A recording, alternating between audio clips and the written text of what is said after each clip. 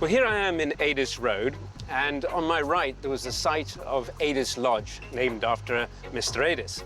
And that was torn down and replaced by U Villa. And sadly, U Villa was torn down and replaced by this condominium, which I believe is not going to be around for much longer. But that's very much the story of Singapore.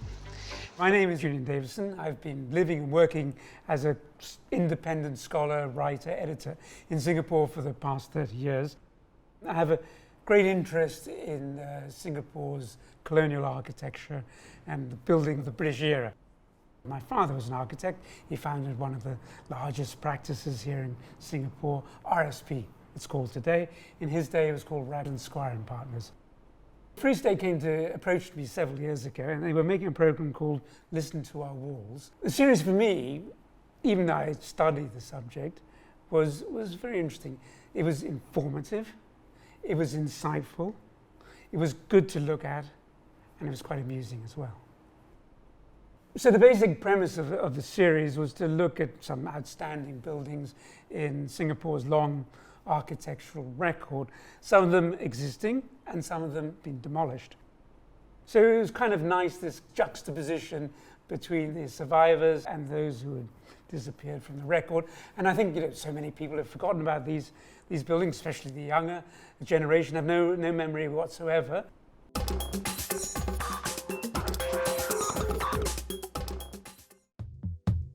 My interest is in cultural and historical landscapes of Singapore and Southeast Asia. I have been involved to a large extent with essentially looking at how landscapes change over time in Singapore. This is the site actually of the Ellenborough buildings here. It's strange, you've got Ellenborough, but the name is central. So there's no actually connection between the name of the shopping complex and obviously what was here before. The Ellenborough building was designed and built by architect J.T. Thompson as a means of providing adequate housing for early immigrants. The Ellenborough building has already entered into the pages of history. However, the memories of Ellenborough building, Ellenborough market, and the vibrant and colourful social history of the area continue to live on in many people.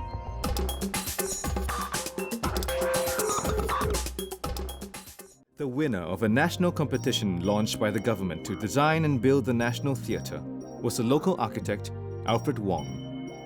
In 1958, the government wanted to present the culture as something which belongs to the people. The National Theatre was jointly funded by the government and the public through a unique $1 a brick campaign. The five-pointed facade of the National Theatre, which represented the 5 stars of the Singapore flag, immediately captured the fancy of the public.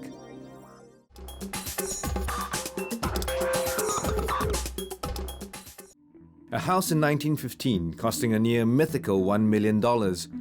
Could such a thing have existed in Singapore?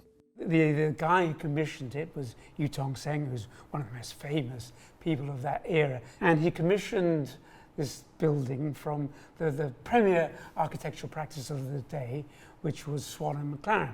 This is 1913. And it had spires and turrets and marble floors. And it was quite the most fantastic building in Singapore at a time. And it was on Mount Sophia, so it was elevated. And one of the participants in the program was Richard Yu, who was the grandson of U Tong Seng. Well, this is the highest point of Mount Emily, and from here you would have been able to see U Villa behind St. Margaret's School. Right now, of course, there's trees and taller buildings. My grandfather lived here with his several wives. The house needed a staff of over 100 to support it. The gardeners, drivers, the kitchen serving staff. Well, this would have been the view of the house from Cathay Building. from where, more or less where Cathay Building is. And the driveway came up from Addis Road this way. So this is a roundabout here. And you can see there's a jaga standing there. The driveway was lined by marble statues all the way up. This road continued right through to the gate of Cathay Building.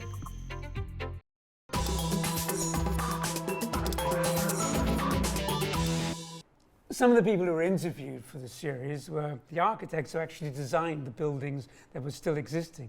So it's great for them to have an opportunity to talk about their buildings. In the case of Pearl Bank Apartments, for example, the architect, Mr. Tan Cheng Seong, he was able to stand there in front of the camera and make his case for preserving the building. Pearl Bank came about as a bombshell to us, you know. It's something that we never expected because at that time Singapore was pre-condominium time and we only had shop houses and nice-story apartments, walk-up apartments. Unfortunately, it didn't win it, but at least we have a record of him explaining how he came to build the building and why it should be preserved, and it's for other generations to judge whether we did the right thing or not.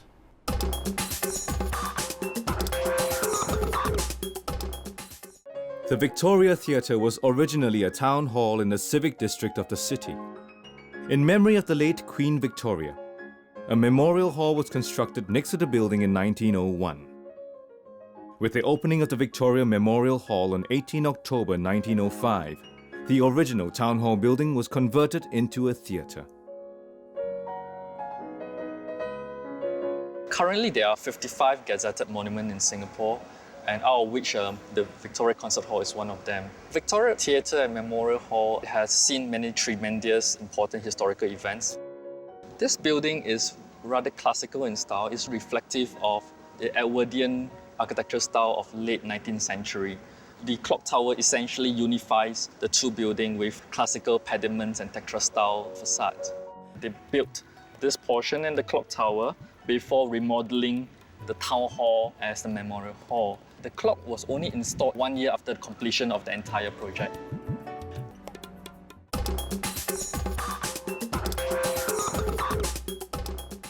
Take a building like Golden Mile Apartments, which a friend of mine lived in, and I never really paid much regard for the building before, but when I went to his apartment, I realized these were fantastic buildings. Had an extraordinary veranda. The breeze shot through there, didn't need any air conditioning whatsoever, overlooked Kallang Basin. It was the most marvelous apartment.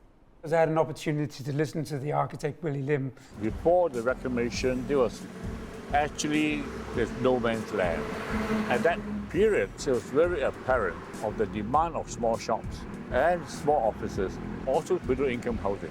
So they felt that mixed usage of residential, offices, commercial can work as in one building.